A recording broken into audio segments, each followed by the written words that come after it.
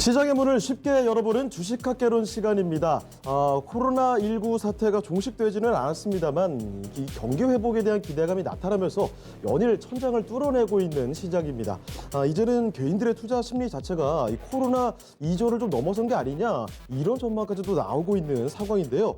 자, 이러한 가운데 오늘도 양시장, 코스피와 코스닥 모두 상승세 나타내면서 후반으로 갈수록 더욱더 강한 움직임 보여주고 있습니다. 자, 오늘은 이 한 주를 마무리하는 금요일이 되겠습니다. 오늘 토마토 투자클럽 이광무 전문가 모셔놓고 이야기 나눠보도록 하겠습니다. 네, 이광무 전문가님 안녕하세요. 네, 안녕하세요. 반갑습니다. 자, 이 최근에 코로나 사태로 인해서 네. 많이 좀 소외돼 있었던 그런 섹터들이 있는데 오늘 유난히 많이 언급되는 섹터가 하나 있습니다, 전문가님. 바로 네. 이 항공주 쪽을 먼저 살펴볼 필요가 있을 것 같은데 어제 이 미국 증시에서도 대폭 주가 상승을 나타내줬고요. 오늘 우리 증시에서도 골고루 좋은 모습 나타내주고 있습니다. 자, 다시 한번 이 하늘길이 뚫리면서 비상하고 있는 항공주인데요. 이거 왜 이렇게 급등을 하는 건가요? 이유부터 알아보죠. 우선은 이제 미증시에서도 이제 항공주가 급등을 했습니다. 네. 미국 내에서부터 이제 좋은 소식이 좀 들려왔었는데, 사실 코로나19 때문에 가장 직격탄을 받을 수밖에 없었던 것이 항공산업이었는데, 네. 사실 그 항공산업을 살리기 위해서 재정 지원 정책도 많이 나오기도 했었죠. 자, 이제 이 코로나에 대한 문제가 이제 더 이상의 큰 걸림돌을 좀 피해가다 보니까, 네. 이제 항공산업 안에서도 이제 기지개를 필 준비를 합니다. 코로나 사태에 의해서 이 이동 제한에 대한 부분들도 해제를 하고, 이제 오히려 이 뭐 미국 내에서는 국내선, 그러니까 미국 자국 안에서의 항공 라인을 좀 더 확대하는 정책, 그리고 이 가장 심각하게 타격을 받았던 지역이 미국, 유럽의 지역이었는데 이들 지역에서도 이제 여행 제한에 대한 권고가 해제를 앞두고 있습니다. 네. 자, 이런 내용들이 나오니까 다시 한번 항공산업이 살아날 수 있는 그런 기대감에서 올라왔다고 할 수 있겠고요. 네. 우선은 이제 미 증시 차트 하나 보도록 할까요? 그러죠. 아메리칸 이 에어라인 그룹주를 보도록 하겠는데요.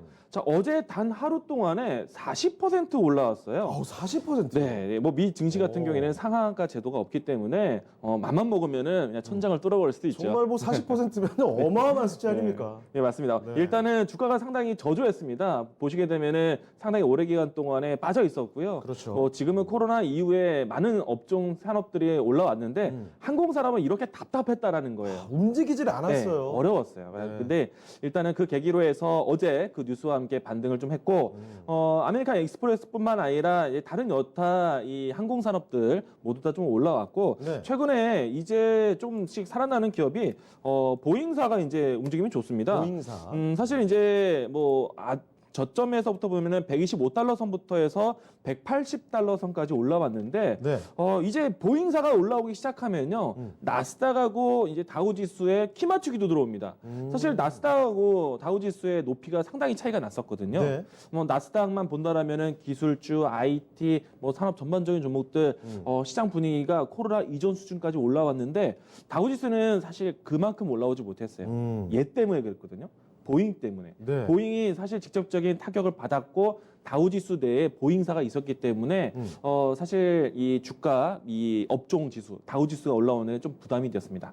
자, 이제 보잉사까지 올라오기 시작하면은 네. 다우지수가 나스닥 못지않게 빨리 이제 올라오지 않을까 생각이 되고 있고요. 미증시 내에서 이렇게 분위기를 만들어주니 아시아, 뭐 다른 유럽에서도 경제 재개에 대한 신호를 이제는 받고 있고, 네. 또 가장 직접적으로 항공주들의 움직임이 좋습니다. 이제 항공주에 대한 이 전반적인 시장 내용들 확인해 보겠는데, 네.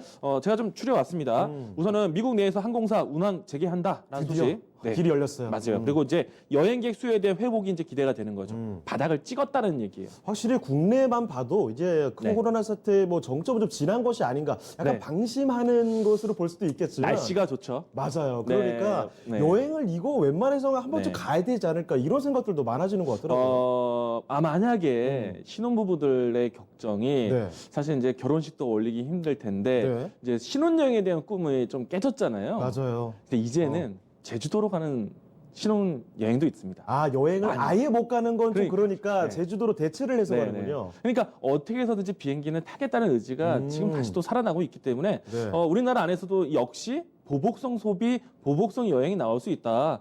적어도 국내 항공에 대한 시장 활로가 좀 재개되고 있다라고 볼 수 있겠고요. 네. 만약에 코로나 확진, 요즘에 사실 확진 또 억울한데 네. 나의 동선이 거기에 되면서 어떻게 보면은 마녀 사냥을 당하기도 합니다. 그런 우려감, 네. 걱정들도 참 네. 많아요. 그래서 해외 나가는 건 어려운데 네. 제주도까지 가는 건 맞아요. 이제 괜찮지 않을까. 제주도 정도는 뭐 네. 떳떳하게 말할 수 있지 않은가 이런 네. 분위기도 조금씩 감지되더라고요. 미국 내에서도 이 내용들이 감지된다는 얘기예요. 음. 미국 밖을 벗어나서는 코로나에 대한 걱정은 여전히 걱정이 되는데 네. 미국 안에서의 여행은 이제 제게 다시 한번 좀 살아나지 않겠는가라는 것이고요. 이런 내용들이 사실 그동안의 악재. 그러니까 이제는 더 이상 큰 악재는 없을 것이다. 악재의 바닥을 탈출한다라는 뜻에서 경제 용어로 이 빅베스 효과라고도 합니다. 빅베스. 예, 이제 그동안 묵은 때를 씻어낼 수 있는 씻어내는 예, 거죠. 그런 이제 효과라고 볼 수 있겠는데요. 자, 여기뿐만 아니라 이달 15일부터는 주요 국가 이 지역 안에서 여행 제한에 대한 조치가 해제가 됩니다. 무엇보다 유럽 쪽에서 미국도 가장 뭐 피해가 심했지만 유럽 쪽의 피해가 정말 네. 엄청났잖아요.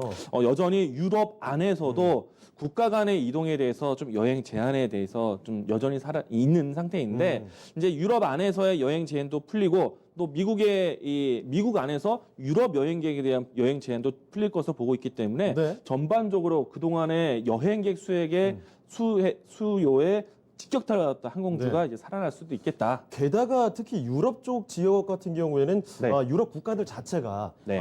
전체 GDP 대비해서 관광 산업 비중 굉장히 맞아요. 크니까 더 의미가 있을 것 같습니다. 사실 가장 큰 타격이 되었던 국가들이 유럽 안에서 스페인, 이탈리아 좀 초반에 굉장히 심각했었거든요. 맞습니다. 일단은 그들 국가들이 관광 수요로 살다 보니 그렇죠.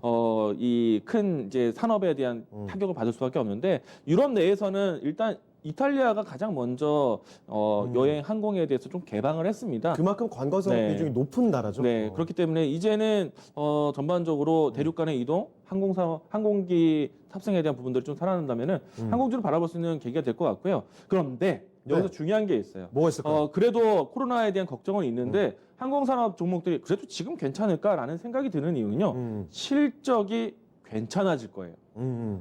여행객에 대한 수요가 부족한데 왜 실적이 좋아지느냐? 자, 이 항공산업 같은 경우에는요, 네. 두 가지 산업으로 갑니다. 첫 번째는 정말로 내가 비행기를 타고 갈 수 있는 사람이 사람이 가는. 그러니까 여행객에 대한 수요가 여객 수요가 있어야 되고요. 네. 근데 사람이 가지 못하더라도 물건을 택배 이송할 수 있는 그렇죠. 화물을 운송하는 그 산업이 또 중요합니다. 거기에 포인트가 있군요. 예, 거기에 포인트였습니다. 네. 일단 우리나라 기준으로 좀 이야기 드릴게요. 네. 화물 운임에 대한 부분들이 증가를 했고요. 예. 가격이 올라갔죠. 그리고 물동량이 늘어났습니다. 그러니까 산업에 대한 물동량, 화물 운송도 많아지고 운임료도 제값을 받는다는 얘기예요. 네. 그러면은 실적에 도움이 되겠죠. 자, 이 내용이 왜 이렇게 되느냐? 그동안 사실 이 코로나 바이러스의 감염에 대한 부분들이 감염에 대한 경로에 대해서 사람과 사람으로 이동된다 아니면 물건에 영향된다 굉장히 분분했잖아요. 맞아요. 택배 받는 것도 네. 좀 조심스러워지고. 맞아요. 이 공기로 감염될 수도 있다라는 얘기 물론 감염이 되지만 사실 그 시장에서 우려감은 어느 정도 좀 기준을 잡아놨습니다. 맞습니다. 그렇기 때문에 어느 일정한 시점부터는 여행객에 대한 여행 수요에 대한 부분은 여행 제한 조치는 있지만 화물 운송은 살아 있거든요. 너무 뭐 거기서 번질 네, 가능성은 네. 워낙에 낮으니까요. 그렇죠. 그래서 일단은 경제 재개에 대한 신호가 나타날 때부터 해서 화물 운송이 굉장히 급증하게 되었고요. 네. 그리고 코로나 사태 때문에 공장의 가동이 굉장히 어렵죠. 네. 그럼 물건이 만들기가 어려울 수도 있다. 어느 날 갑자기 코로나 때문에 문을 닫을 수도 있다. 그렇죠. 라는 불안감 때문에 이 물량, 그러니까 물품 공급 조달에 걱정이 된단 말이죠. 네. 그러면은 당장 공장 멈추지 않았지만 앞으로 혹시라도 만연의 사태를 대비해서 물품을 빨리 신청하는 겁니다.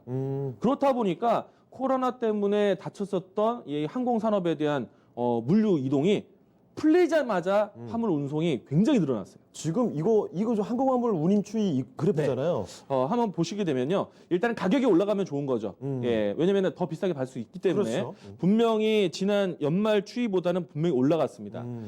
전년비 대비해서 YOY 추이가 높아졌다는 거는 가격을 더 잘 받는다는 얘기고요. 게다가 기울기가 굉장히 가파르네요. 왜냐하면은 급한 거예요.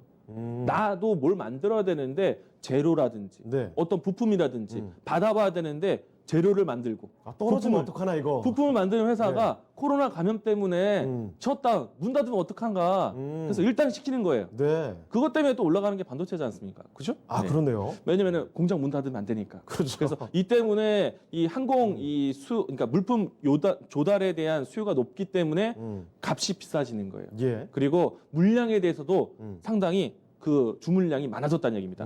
오른쪽에 보시게 되면은 아시아와 유럽 이 대륙을 이동하는 운송에 대한 운임료도 높아지고 네. 또 다음 자료 하나 보도록 하죠. 이 부분들 때문에 이 전체적인 이제 수요가 늘어날 것인데 이제 남은 거는 여행객 수요. 여행. 자, 이제는 전반적으로 경제 재개에 대한 시동 걸고 여행 소비에 대한 부분들을 조금 도모하는, 그리고 항공 라인대를 확대시킨다, 라인을 늘린다, 손님은 받겠다는 뜻이잖아요. 그렇죠. 자, 그동안에 바닥을 쳤어요. 아, 정말 엄청난 크게 꺾였습니다. 하락폭이었습니다. 예. 이제 이만큼 크게 하락을 했기 때문에 네. 여기서 살아난다라면은 이제는 항공 산업들이 이제 살아날 수 있는 큰 계기가 될 수 있다는 것이고요. 제가 이제 대한항공 기준으로 표 하나 준비했습니다. 네, 국내 항공사. 예, 다음 하나 보도록 하죠. 대한항공의 전체적인 실적표를 볼 수 있는 화면 중에 하나인데 네. 화물에 대한 운송 비용입니다. 보시게 되면은 뭐 단위는 10억 단위인데 일단 2019년도 1, 2, 3 분기까지는 코로나의 영향이 아니죠. 앞자리 다 6으로 비슷하네요. 네. 그런데 이제 4분기 때부터 해서 12월 달, 그리고 올해 1월, 그리고 1분기, 2분기 보시게 되면은 예년의 평균 이상이 올라갔어요. 특히나 2분기에는 네. 숫자가 자릿수가 하나 더 늘어났어요. 맞습니다.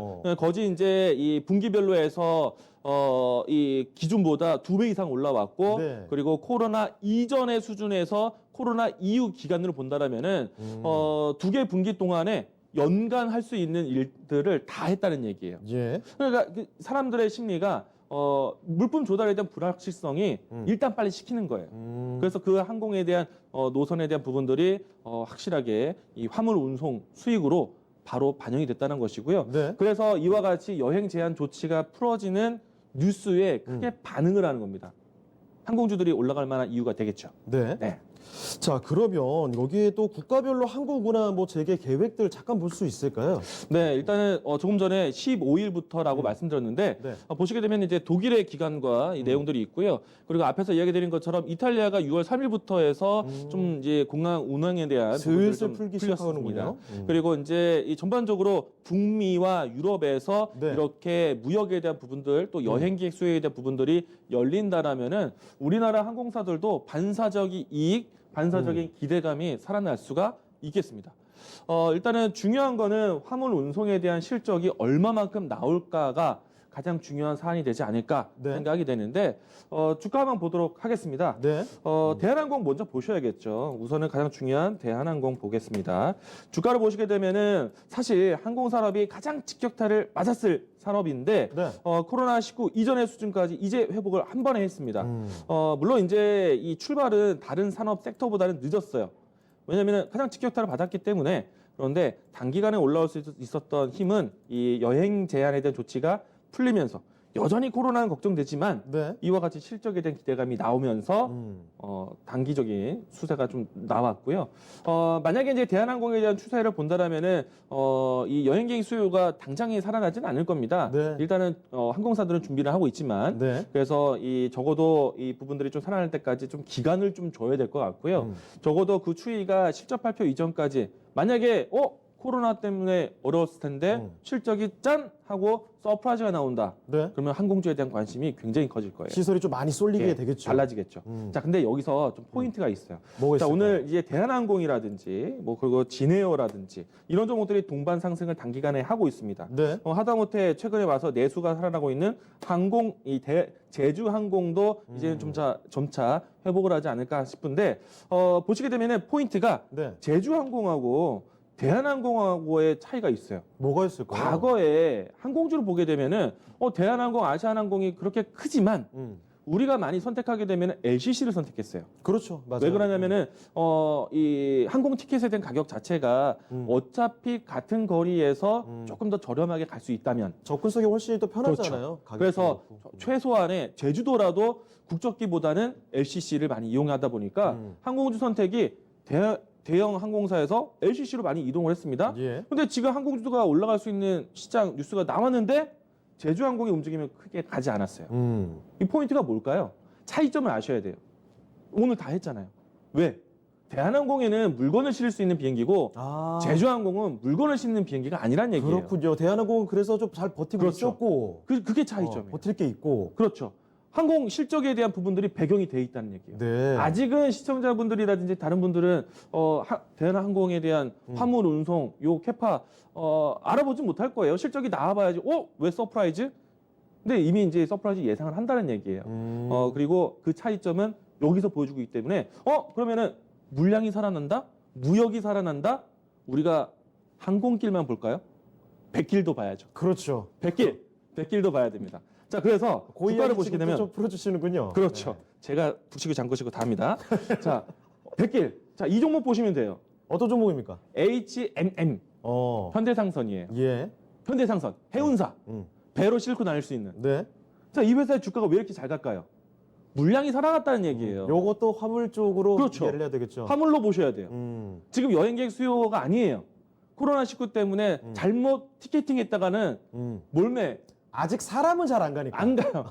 예, 자칫 코로나 감염도 억울한데 네. 어디 갔다라는 기록까지 들키게 되면은 못합니다. 근데 아직은 어려워요. 근데 화물 운송은 다르다는 얘기예요. 현대상선 보세요. 주가 잘 가잖아요. 포인트가 여기에 있습니다.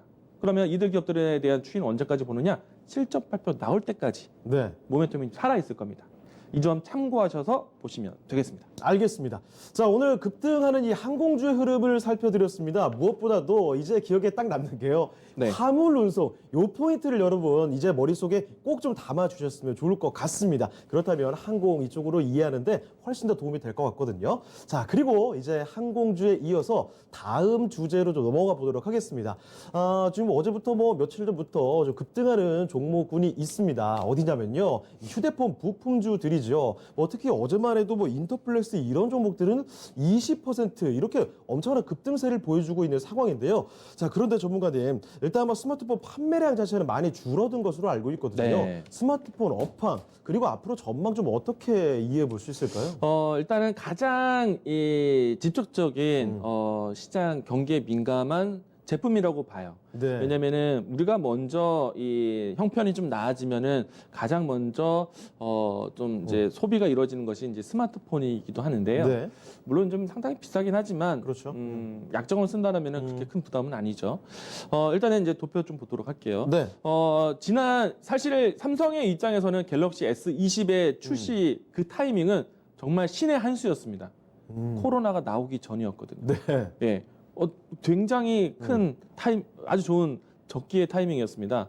그거는 이제 제가 뒷부분에 한 번 더 설명드리겠고요. 알겠습니다. 그런데 갤럭시 S20조차도 이 스테디셀러 이 시리즈이지 않습니까? 네. 그런데 1분기 출하량을 보시게 되면은 여태까지 이 8,200만 대 출시 판매를 이뤘어요. 많이 팔았을까요? 못 팔았을까요? 이거 그 전에 비하면 좀 많이 줄어든 거 아니에요? 네, 8천만 대면은 사실은 우리 전 국민이 한 대씩 갖고도 주머니 하나 더 넣을 수 있는 그런 그렇죠. 정도인데 사실은 이 전 세계 범위로 본다면은 1억 대 이상은 판매를 했었어야 됩니다. 그래서 이제 갤럭시 시리즈 S20, S 플러스 이와 같이 시리즈를 전체 통틀어서 보게 되면은 삼성이 전 시리즈 네. 그러니까 전 시리즈 대비해서는 이 판매량이 30% 이상 감소가 되었는데요. 굉장히 많이 줄어든 네, 거예요. 그만큼 소비가 좀 위축됐다라는 것이겠죠. 그래서 이 부분들이 시장에 좀 타격이 되었을 것이다라는 것인데, 네. 다만 이제 포인트가 이제 앞으로가 중요한 거거든요. 근데 주가도 보시게 되면은 코로나 때문에 스마트폰만 어려웠을까요? 모든 산업들, 모든 업종군들이 힘들었을 거고 모든 소비용품들이 구매력이 좀 떨어졌을 거예요. 그렇죠. 다 흔들리고 그렇죠. 다 좀 기울었습니다. 중요한 거는 이제 앞으로가 중요한 거기 때문에 그런데 이제 4월달, 5월달까지의 기록은 여전히 힘듭니다. 이게 지금 4월 이 전체 스마트폰 판매량이죠? 앞에 다시 그 PPT 화면 좀 보도록 할게요. 네. 전체 글로벌 시장에 대한 판매가 41%가 감소했어요. 거의 절반 가까이. 그렇죠. 구매력이 올라오지 못했다는 거예요. 네. 그런데 그에 비해서 갤럭시 S20은 35% 정도 수준이기 때문에 평균치보다는 낮다. 그나마 선방한 수치군요. 이게 그리고 또 한 가지. 네. 전 세계 스마트폰 판매량을 기준으로 했을 때 네. 삼성 갤럭시 S20 같은 경우에는요. 다른 시리즈 같은 경우에는 신제품이 출시를 못했어요. 네. 코로나 때문에 공장이 멈추다 보니까 맞아요. 생산에 대한 부분들이 지연이 됐어요. 사실 보통은 이 새로운 신제품이 출시하게 되면요, 새로운 모델이 나왔을 때 그 모델만 판매하는 게 아니거든요. 그리고 공장이 그 모델만 생산하지 않습니다. 네. 왜냐하면은 그 모델을 하나 만들었을 때 디자인이라든지 또 이 디자인을 만들기 위한 공장, 기계들이 있었고 금형이 있을 텐데 그런 것들을 끝까지 써먹어야 되는 거예요. 일단 재고를 쌓아놔야 되는 겁니다. 네. 그래서 이 재고를 소진할 수 있는 시간도 필요해요. 그래서 공장을 마지막으로 돌릴 수 있는 시간과 그 이전에 있었던 시리즈 19 같은 경우 이제 S 그 전 시리즈 네. 이름은 기억이 안 나네요. 갑자기 19인가요? 그 전이죠. 다른 거죠. 갑자기 기억이 안 나네요. 예. 그 시리즈에 대한 전 시리즈 재고 소진도 해야 됩니다. 그렇기 때문에 하나의 계획을 하기 위해서 재고 떨이 그리고 네. 신제품에 대한 이런 부분들을 해야 되는데 공장이 멈추다 보니까 전 시리즈 재고를 못 한 거예요. 다른 기업들은. 그래서 새로운 시리즈에 대한 출시를 지연할 수밖에 없었던 겁니다. 예. 근데 여기서 갤럭시밖에 안 나왔어요. 그래요. 전 세계 판매량에 대한 부분들이 모든 인구들이 갤럭시만 보지는 않기 때문에 다른 것들도 볼 텐데, 그러니까 전 시장의 판매량이 갤럭시만 남았다라고 볼 수도 있어요. 네. 그렇기 때문에 앞으로 이 새로운 시리즈가 출시된다면 이 내용들, 이 감소됐던 부분들은 다시 되살아날 겁니다. 왜냐하면 모든 사람들이 갤럭시만 기다리지는 않거든요. 네. 애플도 기다리고 혹은 모토로라, 블랙베리 이런 것들도 기다리기 때문에 앞으로 이 감소 추이는 살아나는 거는 굉장히 빠른 시간에 올라올 수 있어요. 일종의 그것도 보복적 소비 이런 네. 식으로 이해할 수 있을까요? 한참 참았을 거예요. 그렇죠. 교체를 네. 해야 되는데 이게 뭐가 안 나오니까요. 맞습니다. 일단은 이 5월달 이후부터를 좀 기준을 좀 생각하고 있는데 네. 왜냐하면은 5월부터 미국의 중요한 경쟁사죠. 애플 아이폰에 대한 아이폰에 대한 판매량을 좀 높일 수 있는 애플 네. 스토어가 다시 운영을 재개를 했고요. 판매량의 기여가 될 것으로 보고 있기 때문에 워낙에 애플이 또 코로나로 네. 인해서 여러 가지 말도 좀 많았었죠. 네, 그래서 이제 5월 이후부터의 이 스마트폰 판매량은 좀 더 살아나지 않겠는가 네. 생각을 하고 있고요. 그리고 이제 그러면 앞으로의 스마트폰에 대한 트렌드를 알아가야 됩니다. 네. 기존에 있었던 모델을 다시 사진 않을 거예요. 새로 나오는 스마트폰을 구매를 하게 될 것인데 그동안에 신제품 출시를 밀어놨던 아이폰에 대한 신제품 계획적인 뉴스들이 나올 겁니다. 네. 그러면 이제 사람들은 좀 더 기대하는 거예요. 나 좀 더 참아서 아이폰 다음 시리즈 사야지. 여기에 이제 갤럭시 시리즈의 다음 세대 모델 뉴스도 나오고 있습니다. 뭐 이왕지 코로나로 인해서 네. 많이 참았는데 더 참지 뭐 이런 식이 예, 아닐까요? 여기까지 참았는데 조금만 더. 예, 그렇기 때문에 이번에 이제 앞으로 나올 스마트폰에 대한 관심을 가져가야 돼요. 네. 그런데 앞으로 나올 이 스마트폰의 소비자 입장에서 봤을 때 무엇이 다른가 보시게 되면은 네. 중저가 보급형 스마트폰이 나온다는 얘기예요. 약간 합리적인 소비자들이 많이 맞아요. 늘어나고 있나 봐요. 제가 이 사진 하나 가지고 왔는데요. 아이폰 출시 이 예상 금액에 대한 부분들 제가 사진 하나 보도록 하겠습니다. 네. 아이폰을 이제 중저가 폰으로 출시를 할 계획을 가지고 있다라는 것이 가장 큰 특징인데 보통의 이 삼성 그리고 애플 이 판매 가격을 보시게 되면은 거의 비슷했어요. 그런데 이번에 이 아이폰이 출시되게 이제 12 출시가 되게 되면은 네. 가장 이제 보급형으로 했을 때 649달러. 미니. 네. 보통은 이제 거진 150만 원에서 200만 원 육박하게 출시가 되었었는데 그렇습니다. 보급형 같은 경우에는 가장 낮은 모델이 150만 원, 비싼 게 한 230까지도 했었어요. 네. 근데 이번에 나올 스마트폰은 대략 한 7, 80만 원 정도부터 가격을 뭐 시작한다는 대폭 얘기예요. 낮추네요. 물론 이제 모델에 대한 기능을 높이면은 150만 원, 뭐 많게는 200만 원까지도 예상을 하는데 일단은 시작이 중요한 거잖아요. 그렇죠. 80만 원, 70만 원, 80만 원대에서 이제 스마트폰을 출시한다. 게다가 이제 앞으로 나오는 스마트폰은 5G 폰이에요. 이게 소비자 입장에서는 가장 다른 점입니다. 네. 그리고 기다릴 수 있는 기대감을 심어준 거예요. 일단은 아이폰이 이렇게 먼저 선제 공격을 했습니다. 네. 우리가 가장 핵심적인 스마트폰을 저가로 내놓을 것이야. 그러면은 갤럭시 시리즈에서 가만히 있을까요? 동일하게 위협을 좀 가격 받겠죠. 단가를 하겠죠. 어. 어떻게 보면은 기존에 있었던 모델에 대한 기능을 그대로 유지가 아니라 조금 더 향상시키면서 가격을 낮춰야 되기 때문에 사실 스마트폰에 대한 가격에 대한 부품 가격에 대한 부분들이 강제 조정이 될 수도 있어요. 네. 그런데 보통은 원자재 가격에 대한 부분들이 있기 때문에 떨어뜨리기 힘들 겁니다. 어느 정도까지 최대한 낮추겠지만은 마진을 버리겠지만은 네. 적어도 이 시장에 대한 기대치를 맞추기 위해서 그러면은 물량을 공급할 수밖에 없을 거예요. 부품회사 하청 입장에서는 굉장히 속이 상할 겁니다. 아이씨, 예. 이게 얼마짜린데? 네. 예. 그런데 이거를 내가 단돈 500원 남기고 이거 팔으라고? 이렇게 할 수가 자꾸 없잖아요. 낮추라고 하니까. 그렇죠. 그러면 이걸 어떻게 풀어가느냐? 네. 물량, 대량으로 가는 겁니다. 양을 들린다. 양을 들리는 거죠. 그래서 이와 같은 기다린 고객들을 위한 시기도 적절할 것이고 네. 중저가 폰에 대한 사람들에 대한 관심도 있을 것이고 그러면 박리담에 어떻게 보면은 사실 마진이 좀 떨어지기 때문에 박리담에 대한 부분들 스마트 판매량에 대한 추이를 가장 중요하게 볼 겁니다. 네. 그러면 많이 공급할 수 있는 회사들을 보이게 될 거예요. 그렇기 때문에 이번에 나오는 스마트폰 같은 경우에는 물량 공급에 대한 부분들 최대로 끌어올릴 수밖에 없기 때문에 사실 종목을 선택할 수 있는 사실 그 선택이 폭이 늘어났다고 볼 수 있어요. 네. 만약에 프리미엄 폰으로 해서 한정적인 판매량으로 해서 매출을 기록하려고 했다면 1차 벤더 회사들만 눈에 띄었을 거예요. 그런데 이제는 2차, 3차까지 물량으로 승부를 하게 되기 때문에 스마트폰 관련된 종목들이 그래서 확산 움직임이 빠르다라고 볼 수 있습니다. 아, 전반적으로. 네. 그러면 이제 소비자 입장이 아니라 주식하는 입장에서 이제 스마트폰에 대해 선택을 해야 되겠죠. 네. 일단 달라진 점을 생각해 본다라면요. 우리가 당연히 5G 폰에 대해서 의미를 좀 두어야 되겠고요. 그리고 우리가 알고 있겠지만은 이 디스플레이, 그러니까 전반 가장 달라진 점은 전면 디스플레이에 대한 이 소재가 네. LCD에서 OLED로 바뀐다는 점. 그렇죠. 그리고 카메라에 대한 기능을 굉장히 부각시키고 있다는 점. 요즘에 카메라 뭐 개수도 늘어나고 뭐 품질 네. 자체가 어마어마해졌습니다. 이 세 가지만 기억하시면 돼요. 네. 디스플레이, 카메라, 그리고 5G. 5G. 일단은 디스플레이와 이 디스플레이와 카메라 모듈에 대해서는 많이들 알고 계실 텐데 네. 일단은 5G에 대한 변화로 했을 때 커갈 수 있는 회사들 좀 키워드를 좀 생각해 볼 건데 네.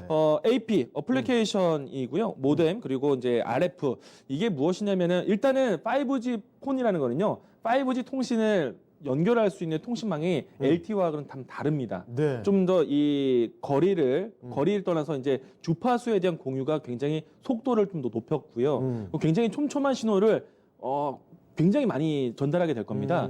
그래서 이 5G를 하는 통신 칩의 역할이 굉장히 중요할 것이고요. 통신칩. 그리고 이제는 어떻게 보면은 우리가 5G 혹은 이제 LTE 주 통신만 쓰는 것이 아니라 와이파이라든지 뭐 그 밖에 다른 이 통신에 대한 전환이 굉장히 자연스러울 거예요. 네. 그래서 모뎀에 대한 역할도 중요합니다.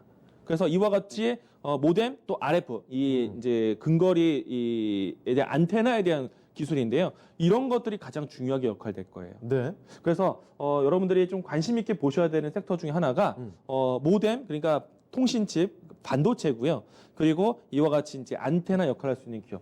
안테나 하면 딱 떠오르는 기업이 있어요. 어떤 걸까요? 어떤 종목 오늘 가져오셨을까요? 와이솔. 와이솔. 주가 한번 볼까요?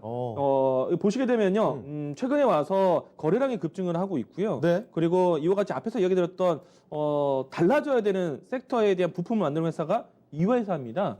예, 과거에서부터 해서 안테나 기술이라고 해서 많이 이제 여러분들이 알고 계실 텐데요. 그대로 이제 5G 폰에서 역할할 수 있는 내용들이 있다라는 것. 또 여기서 추가적으로 이제 좀 폭넓게 본다라면요. 카메라 모듈, 디스플레이 그리고 카메라 이제 그 스마트폰 부품 당연히 삼성전기가 주도적으로 가게 됩니다. 네. 예, 주가 상승이 상당히 좋아요. 삼성전기 잘 가고 있습니다. 여기에 이제 애플에 대한 경쟁으로 보게 되면은 LG 이노텍. 이노텍. 제가 둘다 LG 잘 이노텍 가는 것 강조를 같더라고요. 많이 하거든요. 주가 상승을 보시게 되면은 LG 이노텍이라는 주가가 코로나 이전에 가장 낮은 저점에서 지금 현재 위치까지 보면은 100% 올라왔어요. 네, 굉장히 많이 큰 올랐습니다. 상승이거든요. 그러니까 스마트폰에 대한 사실 당장에 어제 이 인터플렉스와 같이 빡 반짝 눈에 띄는 섹터가 아니어도요. 네. 이미 시장에서는 큰 움직임을 포착했다라는 얘기예요. 이렇게 보셔야 되겠고요. 사실 이들 종목들에 대한 움직임이 살아있다면은 여러분들이 알고 있는 디스플레이, 네. 여러분들이 알고 있는 카메라 모듈 같이 보셔야 됩니다. 최근에 와서 카메라 모듈 과거에 이제 갤럭시 S20이 출시되면서 큰 수혜가 기대되었던 것이 MC넥스인데요. 네. 이제 자리를 잡아갔습니다. 그동안에 이제 이 이평선에 대한 테스트 과정을 거쳤었는데 이제는 이평선에 대한 지지 모두 다 이루어졌고 현 구간부터는 과거에서처럼 정배열 확산 구간으로 보셔도 될 것 같아요. 네. 크게 보시게 되면은 차트의 흐름들이 이와 같이 확장 국면으로 넓혀지는 모습들 기대되고 있는데 적어도 코로나 이전의 수준까지 회복하지 않을까 생각이 되고 있고요. 네. 그리고 자리를 잡고 있는 카메라 모듈 종목들을 한번 보도록 하겠습니다. 파워로직스가 사실은 기능성에 대한 부분들은 조금은 MCNS와 좀 떨어질 수는 있겠지만은 네. 앞에서 얘기드렸지만은 이제는 박리담이에요. 그러면은 기존에 있었던 1차 벤더에 대한 회사들, 2차 벤더까지 넘어가는 회사들 같이 보셔야 됩니다. 예. 그러면 파워로직스가 가장 또 유력한 종목이 될 수 있을 것 같고요. 네. 또 이제는 넓게 본다면 캠시스 음. 이들 회사들이 이제 박리담회로 팔게 되면은 또 이제 그만큼 기술이 좀 들어가게 되거든요. 나무가 이런 기업들도 살펴보셔야 됩니다. 또 액트로 이와 같은 종목들이 액트로 이와 같은 기업들이 앞으로 카메라 모듈 기술을 더해주는 회사들이고요. 일단 또 디스플레이도 보도록 하겠습니다. 예. 제가 덕산 네오록스 이야기 많이 드려요. 봐야 될 종목들이 많이 있네요. 디스플레이 쪽에 관련된 종목들이 많으니까요. OLED로 바뀌었을 때 네. 일단은 전 세계의 OLED 스마트폰의 보급을 가장 많이 한 것은 삼성전자입니다. 그리고 가장 먼저 전 시리즈의 OLED 패널을 공급을 했어요. 네. 그래서 이 전 세계의 소형 OLED 시장 보급이 삼성 디스플레이가 높습니다. 그래서 삼성 디스플레이의 OLED에 같이 할 수 있는 기업들을 보셔야 돼요. 예. 그게 대표적으로 덕산 네오록스예요. 이 OLED 쪽에서도 가장 중요한 것이요. LCD를 만들게 되면은 굉장히 다양한 패널들에 대한 부분들을 맞춰야 됩니다. 그런데 OLED 같은 경우에는 우리가 이런 얘기를 해요. 자체 발광 다이오드라고 얘기를 하잖아요. 자체 발광. 그러니까 뒤에 백라이트 유닛이라든가 네. 그리고 뭐 TF판에 대한 부분들이 사라지게 돼요. 결합되어 있거든요. 그래서 단계가 많은 LCD보다 OLED가 단계가 적어요. 그래서 이 안에서 가장 중요한 거는 유기물층, 컬러 필터, 그리고 이 CMP 기술이 중요한데요. 그런 기업들을 다 보셔야 돼요. 대표적으로 컬러 필터 쪽에서 역할하는 게 덕산 네오록스, 네. 그리고 제이스텍이라는 회사의 TFT라든지, 그리고 로체 시스템즈와 같은 이런 이제 중요한 공정 역할을 할 수 있는 회사들, 이런 회사들을 다시 보자라고 이야기 드리겠고요. 네. 자, 이렇게 OLED에 대한 패널을 쓰게 되면요, 그 안에 들어가는 기판이 달라져요. 왜냐하면요, 스마트폰이 좀 더 얇아지고 있고 신호 전달에 대해서 굉장히 중요하게 보는데 네. LCD의 신호 전달과 OLED의 신호 전달 체계가 좀 달라요. 그러면 LCD의 신호 전달에 대한 기판이 지금 OLED와는 다르게 됩니다. 그리고 이 스마트폰을 보게 되면은 과거보다 하나하나 기능들이 굉장히 사양이 높아요. 카메라는 카메라대로 고사양을 해야 되고 네. 디스플레이는 디스플레이대로 고사양이 되고 또 프로그램 솔루션 같은 경우에는 또 그대로 또 올라야 되고 또 통신칩 같은 경우에도 LTE 통신칩하고 5G 통신칩하고 달라요. 그러면은 고사양을 다 같이 연동할 수 있는 기판이 하나로 되어 있느냐? 아니에요. 스마트폰을 열어보게 되면요, 우리가 연상해 본다라면 리모컨 박스 열었을 때 초록색 기판 하나 들어있죠.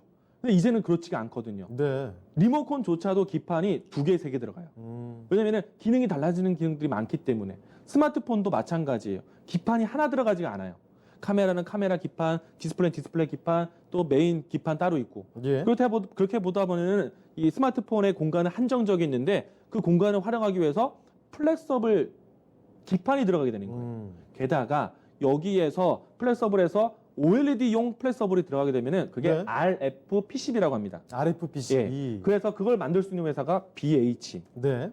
그래서 제가 BH를 이야기를 많이 드리는 거예요. 어제 잘 갔죠. 맞아요. 추세가 좀 답답한 거의 흐름이 10% 있었지만 가까이 올랐습니다. 스마트폰 뉴스 나오니까 잘 올라왔어요.